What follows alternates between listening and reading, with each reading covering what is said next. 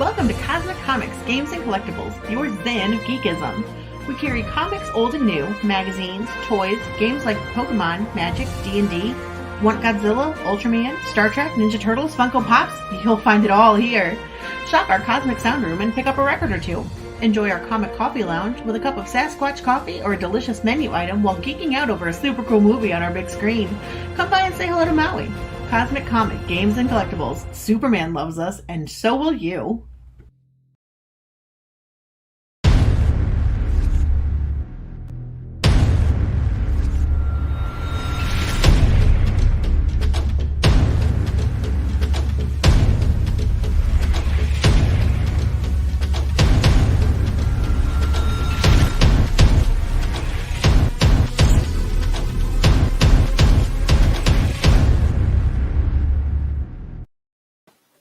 And good evening, everybody. I am RJ Carter, Senior Managing Editor here at CriticalBlast.com.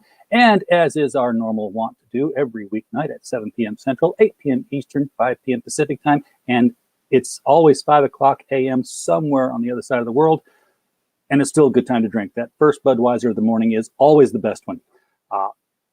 Tonight, we are going to look at a Kickstarter campaign that I have not had a chance to look at before. So this is going to be a new person to the show. I love when we get new people on the show. I learn new things about comics and what they're doing.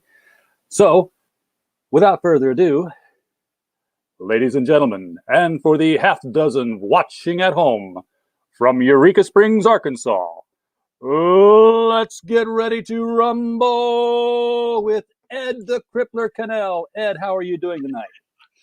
Well, let me tell you something, brother. I'm doing pretty solid, and I appreciate. I'm happy to be here. It's this stuff's always fun, and like as you said, it gives a good excuse, to knock one back, right? I hear that.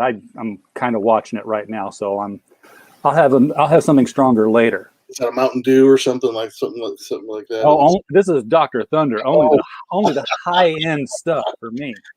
Now, I'm 20 miles out of Bentonville. It's a religious thing. We have to. Is that the local? I love fake Dr. Peppers. I love names of. This is the Walmart brand, the Sam's Club version. All right, it's good. I love it. Dr. Thunder and some root beer schnapps. Oh yeah, now you're talking. So, peppermint schnapps takes me back to high school. It's what all the teenage girls wanted to drink. So that's why we bought it. That's right. Well, for me, I must be a little older than you. For me, it was like Bartles and James wine cooler. Oh, that's the stuff you wanted to get. Yeah, that was there too. Peppermint schnapps was like the hard stuff. Yeah. And it left your breath minty fresh too. Yeah, actually, we used to joke about that in college. And actually, I mean, we you're out, you're having a good time, and then you want to, before you left the bar or the house, we would do a shot of like peppermint schnapps. This is like mouthwash. It's like drinking. Yeah, absolutely.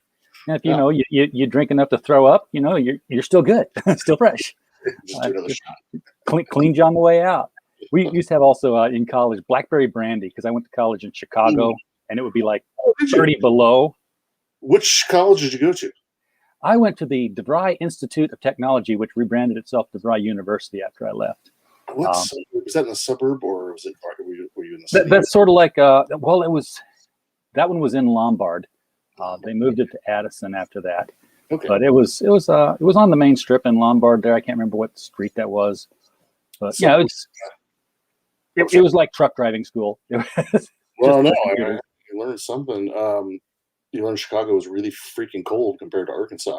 Yes, I did. But one shot of that blackberry brandy, and you didn't notice it. It just kind of warmed you up all over real fast. I was born and raised in Portland, and lived. When I graduated high school, I went and lived in the Midwest for some total of about 15 years, and that was split between Wisconsin and Chicago, or Milwaukee and Chicago. Oh yeah. Which is really cool. Like I like both cities. They don't like each other, but I love both cities. But it was just like I was like I will someday have to move home because I can't do this. I can't go outside and feeling like my eyes start to freeze in my Oh yeah. and You, I can't do it anymore. you can literally feel your nose hairs going brittle and breaking off. And it was pretty hot in the summer too. And but I loved. I loved Chicago. I loved the people. I learned to appreciate baseball while I was out there. Oh yeah. That was really Get some Portillo's hot dogs, some deep dish pizza, from Giordano's. Yeah, we took my kids to Chicago. My wife and I met there actually. Also, like she had an apartment right next to Wrigley Field. With her window open, we could hear Harry Carey singing the seventh inning stretch. Right, yeah, walk away. And so we met there, and we had our. And eventually, I moved back to Portland with my wife and my kids when they were very small. We took them back to Chicago or we all went and visited Chicago together. The kids were older; they're now teenagers, and we went and saw Hamilton, which was really fun. And then we took them to Portillo's and tried to get them the authentic beef sandwich, and they thought it was the most disgusting thing they'd ever had. We took them to White Castle, and they like wouldn't. They would like took one bite, and they would. Kids in fast food, right? They refused to eat it. We had to throw it away. Like White Castle was disgusting.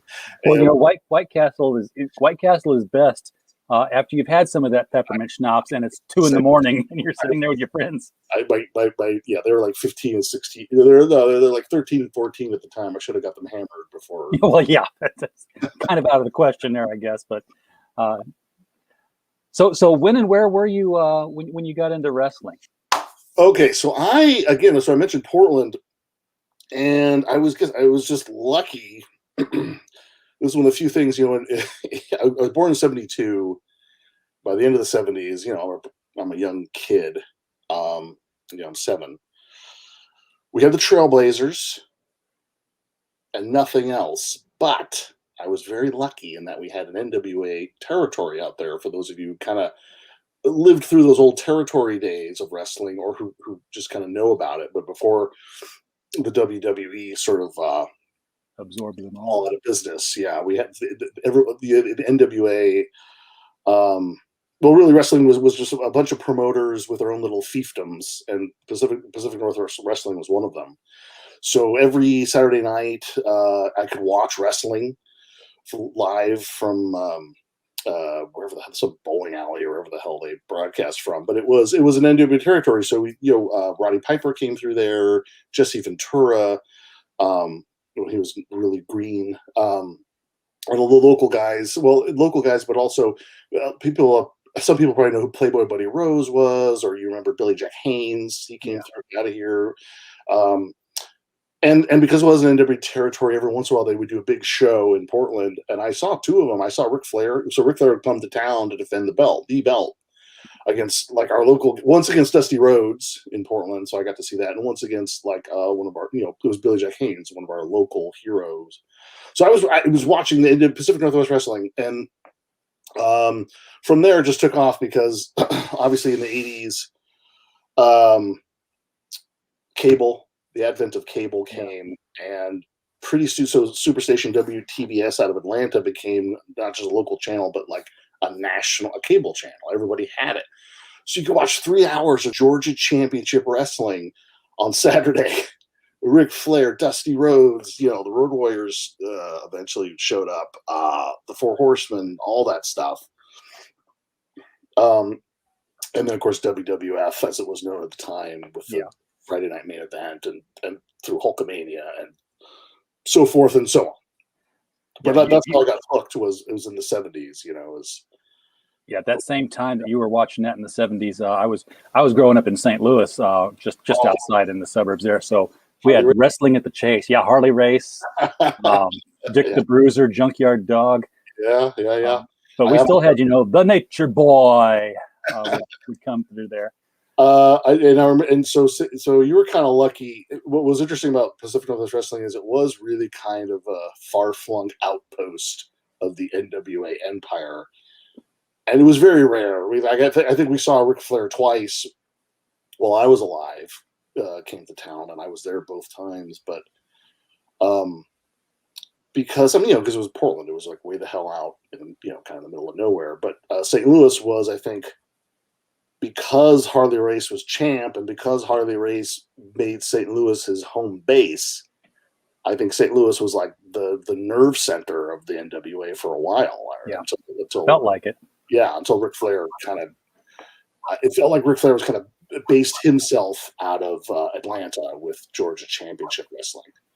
So but I think it felt like St. Louis was a place to be before the Ric Flair era, got going. So you were luckier even than I was, but I was pretty lucky. You were pretty lucky to have that to have a territory to watch. Yeah, it was every Saturday late morning, right before noon. It would be Wrestling at the Chase.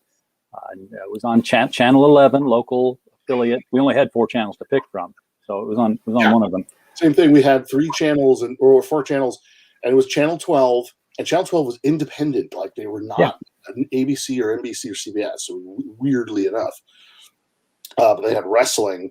What I've read about the St. Louis territory was I love reading behind the scenes stuff now. I don't actively watch and follow wrestling hardly at all. I kind of keep up with it through social media these days, but the behind the scenes stuff to me is fascinating. And I remember reading somewhere, it might have been Ric Flair's first book, was people had told him like, okay, you go to St. Louis and it's a whole different scene.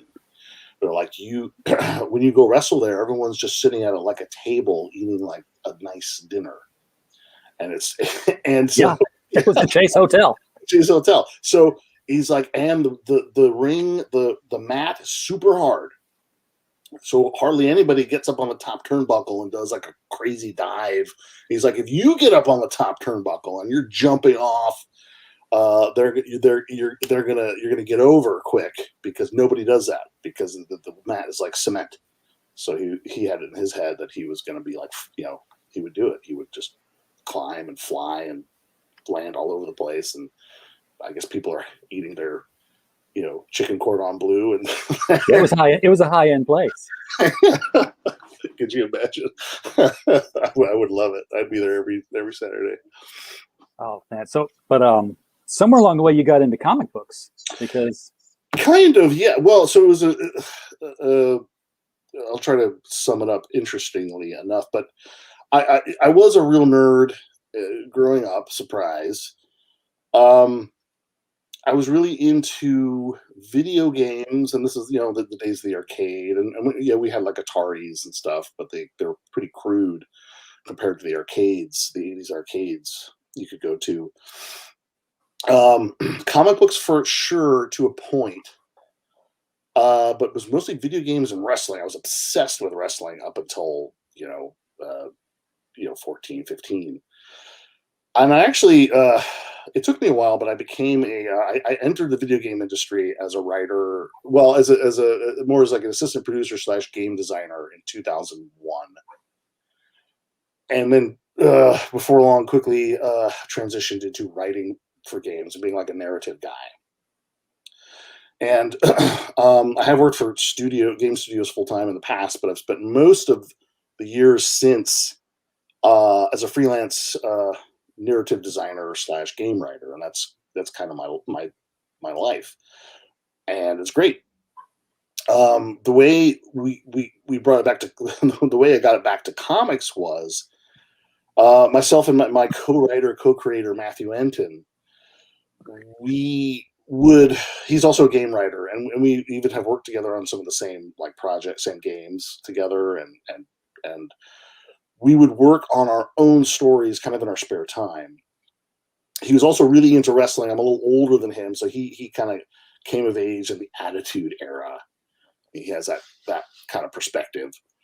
But we would come up with our own stories, and one of them was Invasion from Planet Wrestletopia, which is the first time I've mentioned the comic that's finished, the finished miniseries Invasion from Planet Wrestletopia that we're kickstarting into a beautiful printed trade volume for all you guys, and it's completely finished. So yeah, it's doing pretty well, I think, considering Matt and I have been really bad at pretty bad at promoting it and giving updates, but it's about 25% funded. It's completely finished. All the artwork, everything, even the design for the trade is finished. we just want to get this sucker printed, and people have said they wanted a printed copy, and heck, so do I. So here's the Kickstarter. But so the way it became a comic book was we had the story. We were just working on the story, Invasion Planet Wrestletopia, which is, in a nutshell, disgruntled professional wrestler rock and roll Rory Landell declares himself on live TV to be Galactic Champion of the Universe, because he's pissed that he's not getting the world belt. And so he's like, I don't care about the world belt. I'm the Galactic Champion of the Universe, brother. And he makes it like he made his own belt out of like a Galaxy Pizza, like pizza buy. He made his own. So, of course, the TV signal goes to outer space. It takes some time. But some aliens for whom wrestling is not just real, but their whole way of life, intercept the TV signal. And they're not happy about it. And things take off from there. So we were working on this story, and we've written we've written stories, we've written manuscripts, and this one we were just like, man, we just don't want to kind of leave this behind. We got to put this out there in the world somehow, some way. So you look at your checking account and you don't find $40 million to make a video game, which we think would be cool. But we're like, maybe we could make a comic book. Maybe we could make a comic book, and nobody wants to read a manuscript or whatever, tell us play or whatever. But we could make it. People would read a comic book, and it took us, so it took us 3+ years, but we self-financed this comic book 6-issue miniseries. I think of the 6 issues, the first one's 32, the next 4 are your standard 24 pages, and the last issue ended up being like 45 pages long because we're bad planners. But it takes what it takes to tell the story. Yeah, we didn't scrimp on the climax. 200+ pages, of course, we hired professional artists. It looks great. It took us a while, but we paid we paid all the artists. And it's finished, as I mentioned. You get the whole complete miniseries from beginning to end. And I love the premise. I love that whole premise of you declare yourself something, and then you find out that it's a real thing, and whoever's actually holding it says, "Wait, you want to fight for that?" Okay. It kind of reminds me of Pixels, where the video games went out into space, the signals, and another race interpreted it as a call to arms. It's funny. I did not see Pixels, and I did not know that was sort of the what kicked it off, sort of the MacGuffin, I guess. But I'm glad you reminded me of that movie because I need to see it. It's not an Oscar winner, but it was dumb fun, and it was they saw it as a challenge, so they came back and they said, okay, here we go, best 2 out of 3. It's a wonderful trope. Yeah, and of course, it kind of has, in this case, it's a little bit. We breathe. I hope we breathe a little bit of freshness into it because it's about wrestling and wrestling aliens and and as a video game designer, I would be like, how quickly can I get this trade paperback down to Georgia? And run it past people. Can you imagine a WWE Xbox game now where it's kind of like it's kind of like that Kingdom Hearts or Street Fighter thing, where you got the 2 worlds that meet each other. You could have the WWE wrestlers on one quadrant and all these alien grapplers that you're just making up whole cloth on the other and pitting them against each other in tournament matches. That was so. Matt especially is like a big fan of those old side-scrolling beat-em-ups where you're just, you're I think it was Double Dragon maybe was one. Yeah.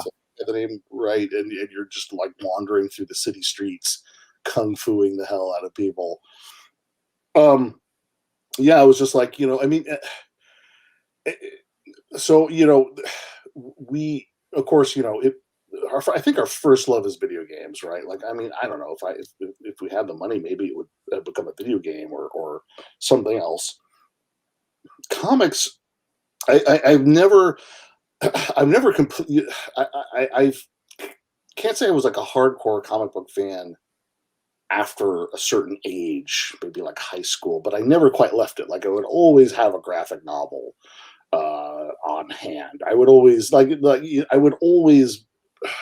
I wasn't a hardcore comics fan anymore at a certain point, but I was gaming a lot, and even in wrestling, I had sort of fallen off, except reading all these behind the scenes books and things.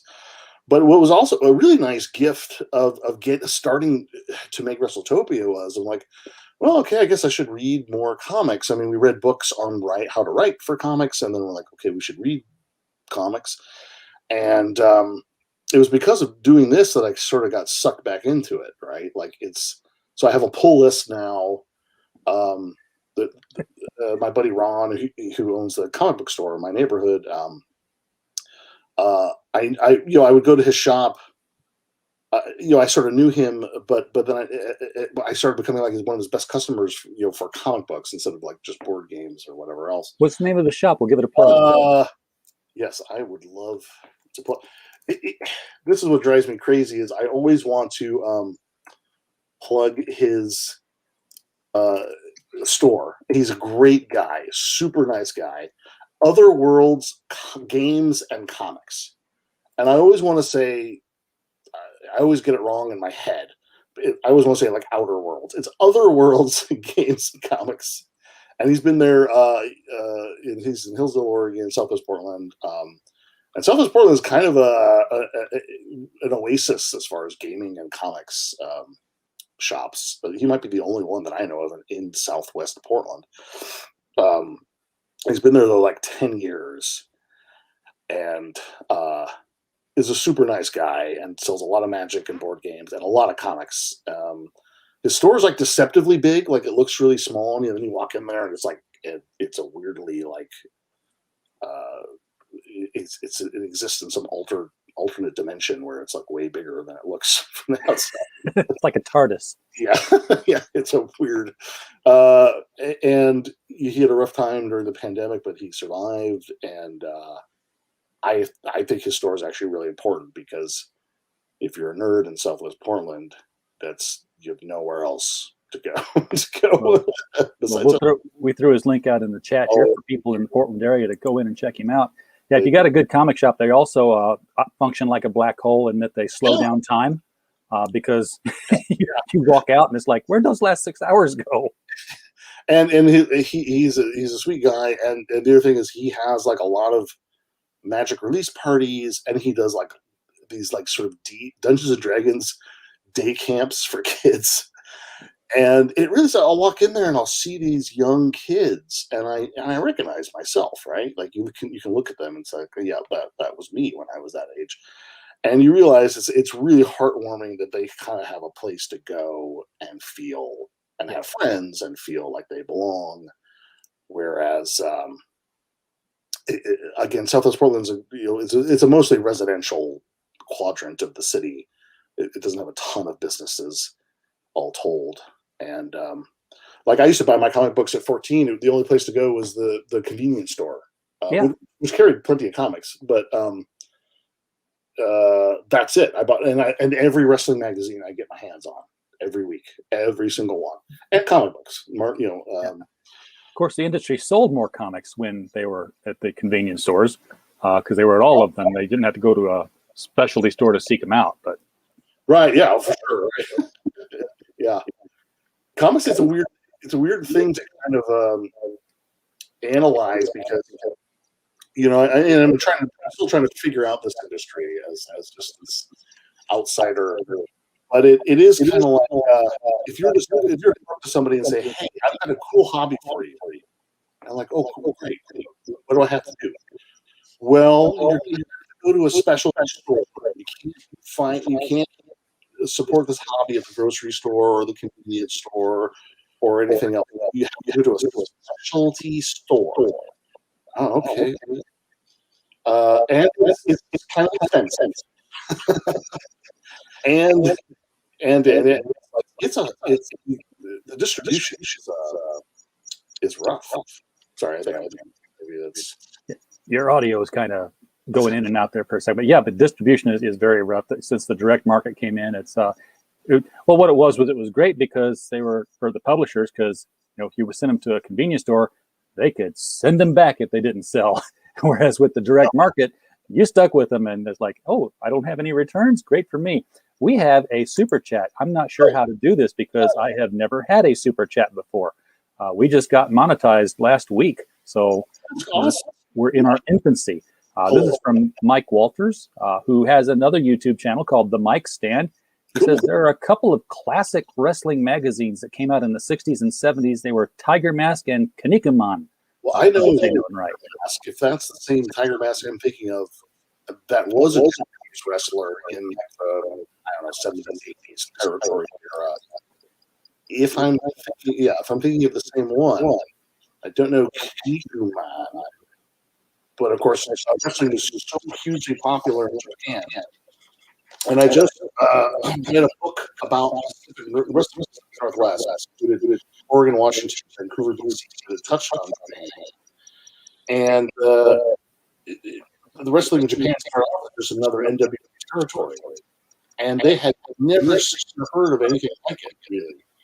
Because wrestling came out of the sort of the Western European style circus, right? That came to America and flourished for a while. And wrestling came out of that. There was one guy from Japan who discovered it while he was traveling and said, "This is amazing.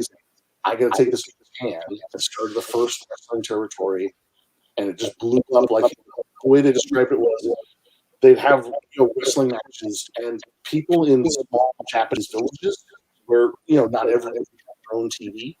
Ed, have you got a microphone that you can plug in? Because you're echoing, and it's we're losing the information. All right, let me see here. Let me try that.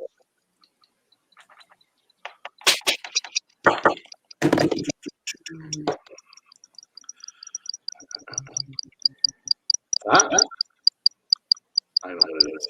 Yeah, because there was something going tick, tick, tick, tick, tick. How's that? I could tell it was a feedback loop. I think that sounds better.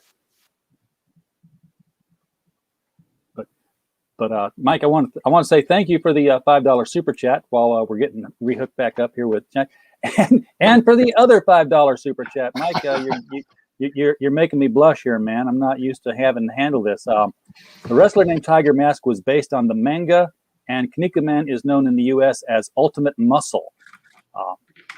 I'll leave that up there for Ed to see when he gets back here on screen.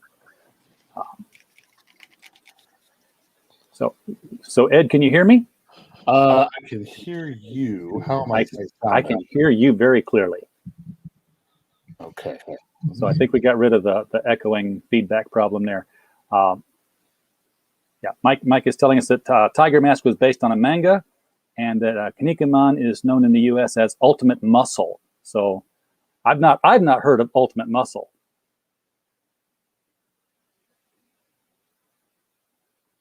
Ed, if you're talking, I can't hear you. Are we still doing better with the echo still? No, it went silent, totally silent. Okay. It was dead air. Okay, so the wrestler named Tiger Mask was based on the manga, and Kinnikuman is known in the U.S. as Ultimate Muscle. So am I still echoing? Yeah, it's echoing up again. I don't know. It was okay when you were close up to it. It's like maybe the distance from the mic or something. All right, I'm sorry about that.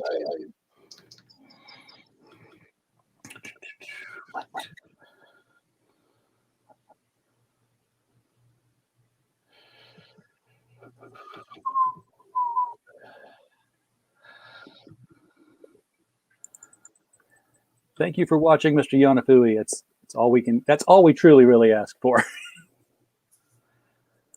And Heroinberg, thank you for being the wrench out there in the chat. Invasion from Planet Wrestletopia, entire miniseries, and it's a lot. It's a ton of pages, folks, on Kickstarter from Suspect Behavior Productions for 3 more weeks. Yes, 22 days. And there is the link. Definitely follow that, and follow Ed on Twitter at twitter.com/SBP_comics. And hang on a second. There we go. Your mute keeps going on and off. It's flashing. It goes mute, unmute, mute, unmute. So your mic is muted. If you see, there you go. You're unmuted now. Now I can hear you. Okay. Sounding like yes, Mr. Yanafua, you are correct. This is happening because of the RJ channel is cursed. It's definitely cursed. This stuff only happens to me. Oh. And it happens to other people's channels when I go on them as a guest. So it's the anti-Midas touch. Okay, I found a box that said Echo Cancellation. That will. Okay, now I hear me. So, how do I sound? You sound great, but now my voice is coming back to your microphone. Let's try this here. Which means my voice is coming out of your external speaker, not your headphones. So you can still hear me. Yes, you sound good to me. Yes, but it's coming back to me. Oh, it's coming back to you. All right. Oh, okay. This all worked well in pre-production, folks. We were talking just great in the green room.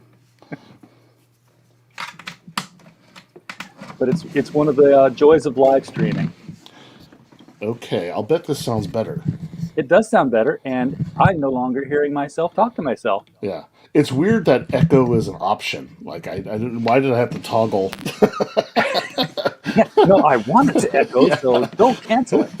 I apparently had the lots of echo option enabled. That was the problem. Yeah, that was it. That was a special effect. It was a feature, not a bug. Oh. So Ultimate Muscle was on Fox Kids in the 2000s. Kids. Okay. Now, I think I may have heard of Ultimate Muscle. I haven't watched it. And so I think what I've learned from Mike is that maybe this wrestler named Tiger Mask is based off of this manga instead of just being like this original thing like I thought it was. Which is, so it's like they made a comic book and then they hired a wrestler to portray the character from the comic. Yeah, like I can link I can link to you. Tiger Mask was great. Which if you're wearing a mask, then yeah, that'd be easy to do because you're not trying to tell the true stories of Bruce Lee or the biography of Ric Flair or something like that. They don't. Now, I haven't seen a lot of Japanese wrestling, but do they wear masks there a lot as well? There were some great. So I don't know a ton of about the Japanese wrestlers, but there were some, and I don't think it was not quite like the luchadors where you had everybody had a mask or something like that. Giant Baba, I think some of the a lot of the legends of Japanese wrestling did not, but you had like Tiger Mask, who just kind of recently retired, who was great. It was a thing. You had some great masked wrestlers from Japan, and or face paint was like another thing. Like there's a wrestler named Kendo Nakasagi who was such a great heel. He had this long hair and like green or red face paint. It was really scary. Yeah, there's Tiger Mask. That's the Tiger Mask I remember, and I think he goes back a ways, but maybe he is based on an old manga or something. That's a cool looking mask, though. I just didn't know if there was like a different Japanese wrestling tradition for masks than there was for, say, Mexico. I don't think luchadors. Yeah, well, they're definitely a style to them, but it was, I think, probably the masked. In Japan, masked wrestlers were about as common as everywhere else, except Mexico, which kind of took the masked wrestling to a whole new level, right? Yeah, I mean those guys they're literally movie stars and superheroes. yeah. You forget that, like, if you watched 70s matinee, if you watched TV films in the 70s. A lot of them were like the crime-fighting luchador, and look, apparently, the other thing that's interesting with both the luchadors and Japan is they'll hand the mask down formally. So there is a Tiger Mask now 4 who's out there wrestling. Oh yeah, and the guy that I was trying to think of, who is, I mean, Justin Liger kind of looks like, or Jushin Liger looks very much kind of like, I don't know, he came straight out of he looks like somebody who would fight the Power Rangers. Like I'll put the link in there. There are 4 Tiger Mask. Okay. Well, Mike knows his stuff. Ayama. Yeah, Mike is a trivia machine when it comes to wrestling and comics. So this particular show tonight is right in his wheelhouse. Mike, dare I suggest you may dig Invasion from Planet Wrestletopia. I'll just throw that out there. Here are these multiple pictures of right. Of Jushin Liger. Yeah, he does look like the Power Rangers need to shut him down. Yeah, and well, it's also one of my favorite wrestling gifs of all time is he's in the ring for some like tag team match, 3 versus 3 something, and Big Van Vader is in the ring, and Big Van Vader had this giant, like, gnarly steel Mad Max looking helmet that would shoot smoke. It was basically a smoke machine. So he puts his helmet down to keep like shooting smoke, and Liger kicks it over, and Big Van Vader looks like he's genuinely pissed and wants to kill him, and Liger just runs away. it's absolutely hysterical. You do not kick a wrestler's helmet. So you don't touch Van Vader's stuff. Like, I think, but Liger just ran. It's hysterical. Now, this trade paperback, this is collecting the four issues that you had? So 6 issues. 6 issues. And 6 issues and the whole complete story. The trade that we're kickstarting here will have some of its own exclusive bonus material. You let me know if I'm still sounding okay. You sound great. Great. So the trade itself, now the single issues are out there digitally, and they each have a little bit of exclusive bonus material. But the trade will have its own exclusive stuff, and so the rewards will be really fun because we took a lot of time and effort to kind of make them, I don't know, like part of the world. So we're going to do some really nice trading cards. Oh, cool. Of a bunch of our characters, and we're going to do an official pay-per-view poster for Galactic Massacre, which is what they call in the comic book. It's what they call the Galactic pay-per-view that decides Earth's fate. Oh, cool! Yeah, there's the trading card. And here's the back of the trading card. And what I love is this looks like the back of the Topps trading card. This doesn't look like the back of the comic book card. No, we're going to try to make them look as much. I mean, we've got them designed, and we've got the. We have the printer, so we're going to try to make them look like real trading cards. Is what my expectation. And I used to collect those when here's one of them. I had this. I don't know. I got this in the '80s or at some point. So yeah, I'm a trading card nerd. But yeah, the official pay-per-view poster for Galactic Massacre will be. Oh, there's another. We'll do 2 sets of trading cards. One will be sort of an '80s style, and this is a second set that you can get, which will be. It's more of a 90s Attitude Era trading card based on the paper, but based on stuff that happens during the pay-per-view Galactic Massacre, as you can see there. So, actually, what's the Toby tangent about that? That would be, man, maybe it's not too late. We do have, so we were encouraged. I don't know if I would have done this otherwise, but we were encouraged. Somebody told us, "Hey, just put some really weird stuff out there. You never know. Like, it literally could be like John Cena could find his Kickstarter, and who knows."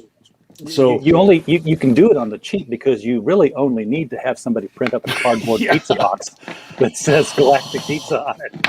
I should have. Maybe I will do. Maybe I'll steal that idea if it's a good one. But yeah, if you scroll up a little bit, you'll see like we have a panel where Manifest Destiny, the Galactic Champion of the one true Galactic Champion of the universe, he clocks. If you go up a little bit more, that's Manifest Destiny there wrestling Rory Landell. But here, he decides to kind of give Earth a speech. So there it was. If you just scroll down a little bit to that to the newscaster. Reporter. Yeah, the newscaster. Okay. So this guy's giving like a live report, on this morning TV show, and Manifest Destiny hits him over the head with a chair, and then gets it from the camera and basically cuts a promo on Earth. So we'll have the chair, we have you can get the chair. And that's exactly what would happen at a wrestling event where the announcer was doing something. But because these people come from a world where everything is wrestling, they assume that your morning newscast is perfectly fine. The chair smacked the guy with the mic. It's totally legit, right? Like, I love it. Anyway, this is gonna be fun. I think the belt was probably a better idea. I should have. Maybe it's not too late, but I like it. But so it's trading cards and the poster, and then we've got some real weird ones that. We've got some fun ones too, where you can kind of make yourself part of the canon of this whole universe by you can put your we actually one of them got pledged already, but there's two rewards where you could basically make yourself a wrestler and be on the trading card. And one of them actually, we had one of them get taken already. You could put yourself on the back cover as a Wrestletopian. Those are some of the kind of the moonshot tiers that we're not. But hey, counting on. But hey, you get a big wrestling fan. They'll love to see themselves in the ring. But mostly it's you can get yourself the book, and you can and if you want, you can get a cool poster, cool trading cards. That'll be Kickstarter exclusive. We won't make these again. We'll add if we keep making comics, we'll add to the series of cards, but we won't make them again. This will just be for people who are backing the Kickstarter. So and your pricing on this is really good. I mean, it's okay. All right, good. The $10 PDF, and we have a lot of people who want the PDFs. $10 for a 200-page PDF, mind you, plus. So that's excellent deal. And then the book itself is $25, for which you get not just this. I hate Kickstarter. I like to mouse over what I'm reading, and whenever I do it with Kickstarter, it greens out the screen. You get the book, and you get your name in it, and you still get the PDF. That's right, and so you do get your name in it. That's a good. And what we're gonna do with the names, I don't know. My wife tried to convince me last night that this was a little too dark, but rather than just list the names on a white sheet of paper, we thought we would have an artist draw basically like a memorial, like a granite memorial, and say these are all the people who died during the Wrestletopian invasion because they were trying to wrestle they were trying to wrestle the aliens to the fallen heroes of the Wrestletopian invasion. Right, they were the brave ones who were no, we can't let them take it. We're gonna wrestle. So but they lost their lives or to a Wrestletopian because they fell off a ladder or something. And they gave their all, or at least $25. These brave. Maybe that's a little grim, but I think it'd be fun. You have a lot of different tiers on here too, where you can spruce up. Now, a lot of people are going with the add-on version of things now, so they can just sell the book and everything else is added on after. But maybe we should have done. That's still a new thing. People are getting used to it. Yeah, because it felt a little. I mean, I don't know. Liger, Ultimo Dragon, Black Tiger L. So I'm sure Mike. I know Ultimo Dragon. Did he wrestle in WWE or did I guess some of these came over sometimes because Ultimo Dragon, it was either an action figure or something. WCW maybe that could have been. I think so. Yeah, for me, professional wrestling lost its fervor the night that I saw Vince McMahon on both cable channels at the same time. Oh, right. When he did the takeover thing, because did the takeover. because before that, when it was like when NWO was like a thing, Yeah. and they were still trying to pass off Diesel and Razor Ramon on both shows. They got their replacements on the other one. They kind of sort of look like them. Yeah, I missed the whole thing. I missed the whole WWF, WCW wars. I missed the Shockmaster. I missed everything. The Hulk Hogan heel turn was a moment I'll never forget. Yeah, I missed it all. I had kind of just fallen out of wrestling, and I went to college, and I just wasn't. I wasn't paying attention to it, and so my co-creator Matthew Enton that's why I think we make a good combo. I love writing with Matt, and I think we have some good chemistry together. But it's also nice that he has that perspective because that was his era, the whole Attitude stuff and WCW and all that jazz. So sure. Yeah. Now I see the pictures. We've got all the different wrestlers, the big beefy guys. Of course, you got to have ring girls. How did we? This is comics, Ed. We know what sells both comics and wrestling, and it's the same thing. Well, there's a scene that happens in a strip club. There's not any nudity. There's not any nudity, but it does take place in a strip club, and there are strippers. They're not naked, but there is that. Poles are in the way and stuff like that. And we did try to. I mean, there is some. I would largely kind of describe this as an action comedy, but we did try to give it some heart. So there is a little bit of a love story that it takes a back seat a lot to the action and the humor, but there is a love story with Rory and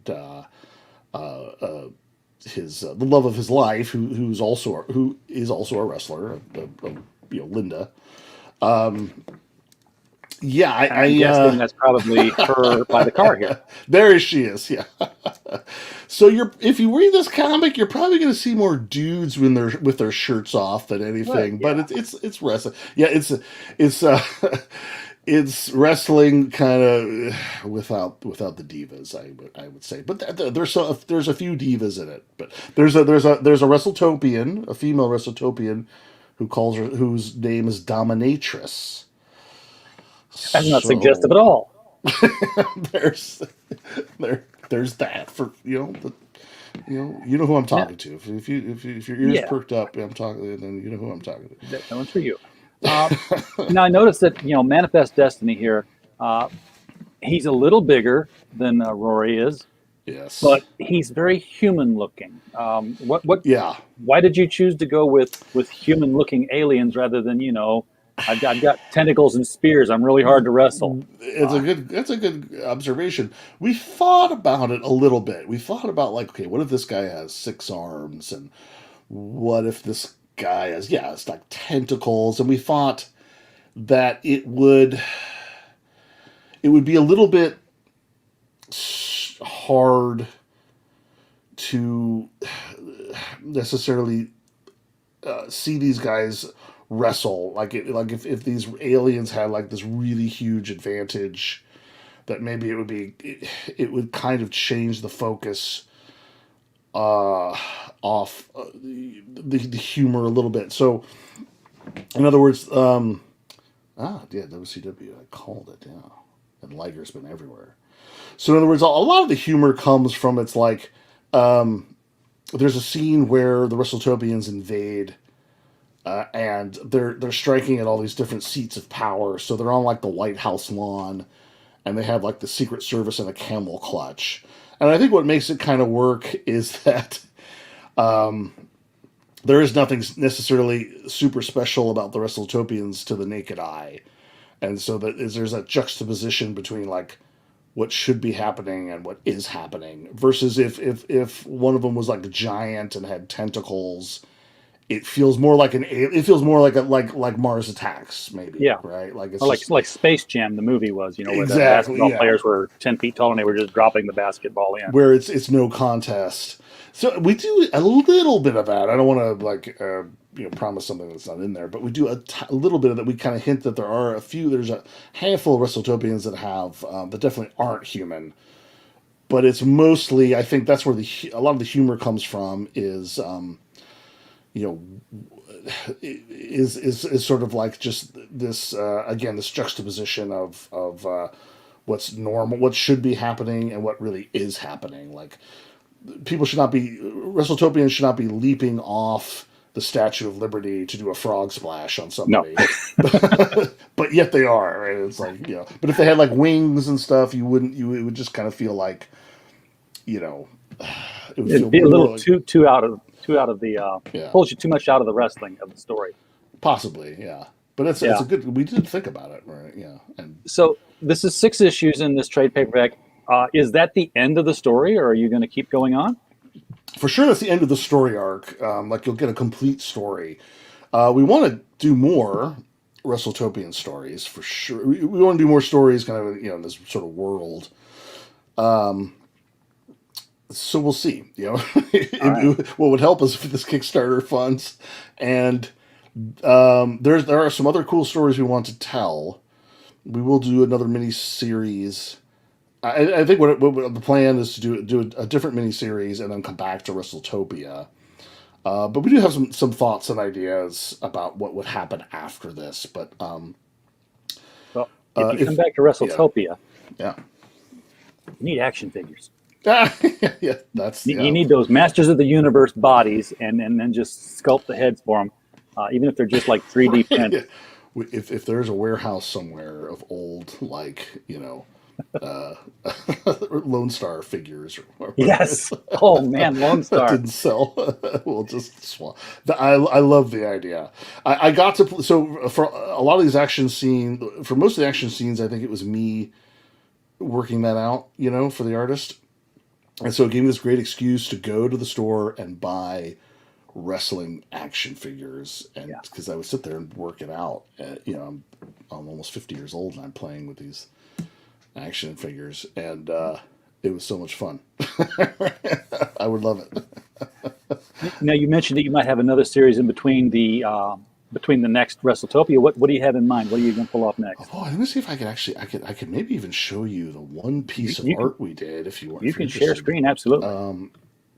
Let me see. So we had this idea that we would love to do sort of miniseries where we can do like a complete story, because I'm not necessarily myself thrilled with ongoing titles that just are always just trying to exist for the sake of existing, right? Sure. So everything ends somewhere. Yeah, everything. I'd rather have like, here it is. I found the art. So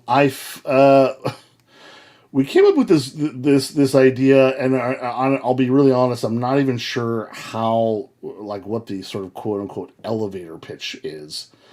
But we came up with this weird story that we love, and I found the art. I'm not sure how to share it with people, but you should have a share button there. Share button, share screen. Okay, sure, why not?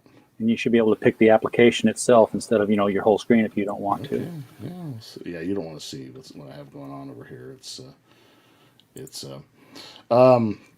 Bicentennial. So that's not tortured at all, Ed. So I open up like this sort of like Disneyland kind of has that like Hall of Presidents, and so to open up like a museum with a bunch of animatronics of figures of American history through maybe kind of a distorted lens. So if you see the picture very well, it's like there's like Patton back there, and like Davy Crockett, and then there's like Nixon. So these are like animatronics that come alive. Oh. And and then it just weirdly, like the whole. So there's a lot of action and fun and violence, but then weirdly, like the whole everything comes down to a small town election. So they have to have this election, and everyone's got to vote, And depending on what the vote is gonna, you can see like there's a woman with a ballot box and she looks all scared in the background, and it's like, so it's I don't know, maybe a political comedy. Night of the Comet meets I'm not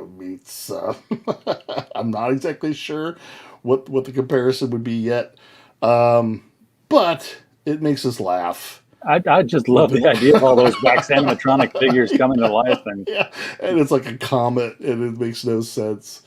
And I don't know, just one of my favorite parts of this whole thing. It's really stupid, but when all is said and done and everything's over, President Carter, because this takes place in the '70s, and President Carter passes robotic safety, the Comet Robot Safety Act of 1978 to make sure that no more comets turn, animatronics into like killing machines again. yeah. It's better than it sounds. I swear. It's good. Always explore an idea. Never be afraid to explore an idea because you think it sounds bad. Yeah. Remember, at one point in our history, there was a closed door meeting where somebody said, "Hear me out. It's a shark, but it's a tornado, but it's got sharks in it." Yeah, that's maybe kind of where we were at with that. But we have the story worked out, and so we'll see. To be truthful, I think hopefully this Kickstarter is successful, and through that we could maybe kickstart the first issue of that. After we fulfill, we might kickstart the first issue of that story or miniseries, which would take place at the same universe as Wrestletopia. Like, just, Oh, that would be like Rory's alive. He's just a kid, he's like or a teenager when this happens. But anyway, all right, that'd be very cool. So, that's later. For folks who have been watching, following along here, or if you're catching it on the replay, the link for this Kickstarter is right down there in the description of the video. So you can click on it anytime. You could have clicked on it during the stream, and we could have watched the numbers rise. It's perfectly fine to do that. It works in a different window, so you don't leave. Yeah. Your lucky number right now is 2, Ed, because you are at 2,220 with 44 backers, which is double the 22 days you've got to go for this one to go. Not bad. I'll take it. And I should say, like, Matt and I really need to do a little bit better job of promoting and updating, but we're going to do that. It's about 25% funded, so I think we're tracking pretty well, and I believe that we're going to fund. But it's great to have people get in early. It's a huge help if anyone wants to get in early and for whatever amount they're comfortable with. If this sounds like something that's cool to you, it's a fun. I will just say this so the first issue came out a couple years ago, and we've been sending we've been sending them out relentlessly to bloggers and critics, and I think that's how we connected with you, right? Or perhaps in the past. Yeah, we had some old emails from you. I did find those, and I don't know. Were you just doing digital just then, or that's all we had? That's all. They exist on Amazon Kindle. They'll be up on Comixology. Which is no excuse for us not having you on, but for some reason, I found old DMs between us, and I'm like, the conversation just kind of stopped. Yeah. But the response we've gotten is great, and what people have said, there's what's been really gratifying. Whatever happens, we wanted to get this story out into the world, and we did, digitally at least. Yeah. But the three things we really wanted to hit were that it's fun, it's funny, and you don't have to be a big wrestling fan to really enjoy the story. And it was super gratifying that a lot of people said that about our comic, like almost verbatim. Like, they're like, this is fun, it's funny. You don't have to be a wrestling fan to really dig this story. It's like Galaxy Quest. Galaxy Quest meets the WWE. Right? Yeah, if you like that, it is really. Yeah. So, I will say that it's if you're having if you're thinking about it and you're on the fence, I would say go and you can Google and look at reviews on even comicbook.com and The Beat and Newsarama gave us some mini reviews and lots of different outlets that we're grateful took the time. to review it and type up their thoughts or talk about it on the podcast. And we had no expectations. We said, here's our book. You don't need to say anything nice about it. Just say what you feel. And the overwhelming response has been fantastic. So, well, you got 22 days to go, and typically with a Kickstarter, from the crowd that I circulate with, myself included, the last couple of days are your bigger days with a Kickstarter. That's good. For me, it's because Kickstarter doesn't take your money until the last day when it funds. Whereas with Indiegogo, it's like, I want to give you $25, and Indiegogo says thank you, and they take my $25. Because I do everything with PayPal, and I look at my PayPal. Do I have cash? Yes, send it. So I'll do like $25 to a Kickstarter, and then 5-6 days later I'll say, oh, I have $25 in PayPal. I'm on Indiegogo. Here, take it. And then Kickstarter comes in 6 days after that and says, hey, where's that money you said we could have? So I'm like, oh. So what I do instead is I calculate what day do you go off, and then the day before I put a note in my phone that says, hey, go to this Kickstarter and pick it up. And that way I don't have to worry about allocated funds that I need to know not to touch. That's okay. Well, yeah, and I have heard we were on with somebody, and they had kind of said, a lot of things can happen in the last 5 days. Oh yeah, and which I know. I've backed a lot of Kickstarters under my own personal account, and a lot of them comic books. But hey, if you guys want to make it interesting and give us a heart attack, sure, go ahead. Do you prefer Kickstarter over Indiegogo, or? This is our first time ever doing anything like this. We just have no. I think we just did Kickstarter because I was kind of more familiar with it. Like I have a Kickstarter account under my personal email. Have backed a lot of projects, and especially like in the video game industry, I've got a lot of people that I know who had done Kickstarters before for video games, right? So I was able to go to them for some. Not that Indiegogo, I'm sure, is pretty darn similar, but I was able to go to these people and say, okay, so what did you learn from your video game Kickstarter? And we knew a handful of people who had done comic book Kickstarters, and so we were just able to, I don't know, take their knowledge and hopefully apply it, directly to the same platform and say, great. Indiegogo was interesting, and I mean, I did know that like they let you keep the money. Yeah, you can set up a flexible goal that says, no matter what I make, I get to keep the money because I'm going to deliver whether I mean my goal or not. Yeah, that could have worked too. I think with this Kickstarter, it was, I mean, hopefully we didn't set our goal too high. We probably, I think part of it was a little bit like, okay, if we don't hit this $9,500, maybe we shouldn't print 500 copies of this book. You know what I mean? There. I think there was a part of me that was like, well, if we can't hit that, because I'm the kind of person that, like, I mean, just between you and me and the hundreds of people watching, right. Like Matt and I put a lot of money into the digital, even though they're just digital. I mean, we paid all the artists, colorists, designers, letterer. You got to pay them up front. 6 issues. It's over 200 pages total. Like 2 of the issues are pretty like big. We put in a lot, and we met our goal. Like our personal goal was this story. We need this to exist in the world. Like you could buy it all on Amazon Kindle right now, and it exists. So whatever happens, that's a personal I guess it's a personal victory or a personal goal. I really want to make you some money. Yeah. Well, I really want to do a printed edition, and if we just make our goal, that great. If we exceed our goal even by a little bit, I think that we could take any extra money that might exist and start the first issue of that other story that I just showed you, which would be even better, right?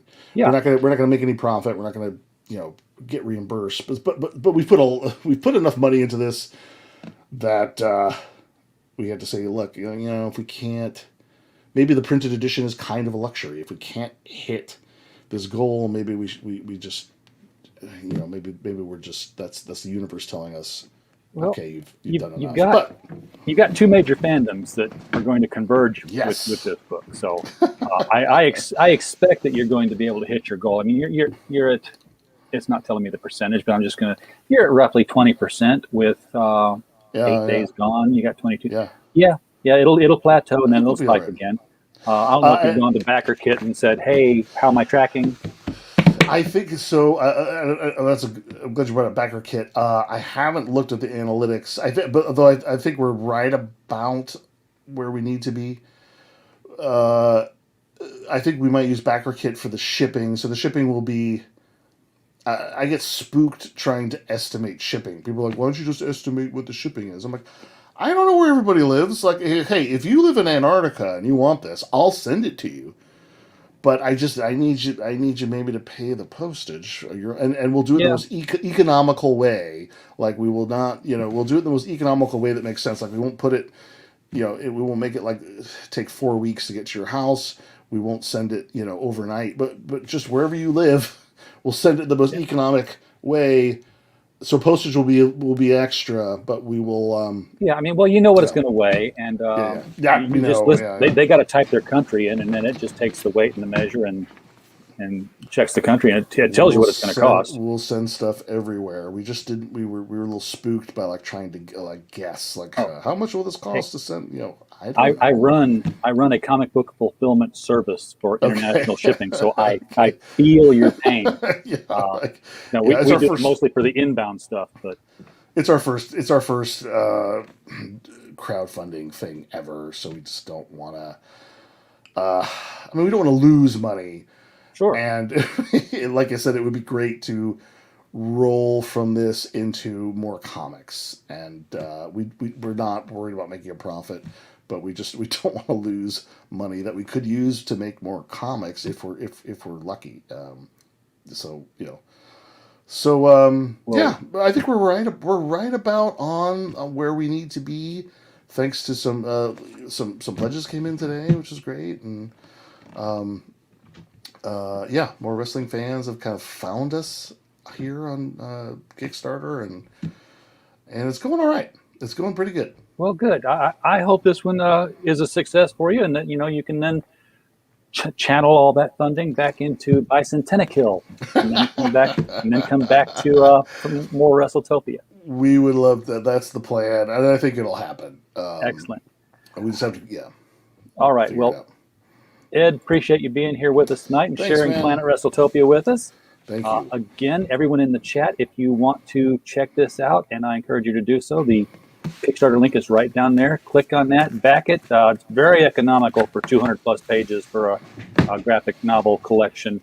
That's 6 chapters plus the extras that you're going to get. So definitely check it out. Get your name in there on the memorial as someone who lost their lives in the Wrestletopian. Gave their all.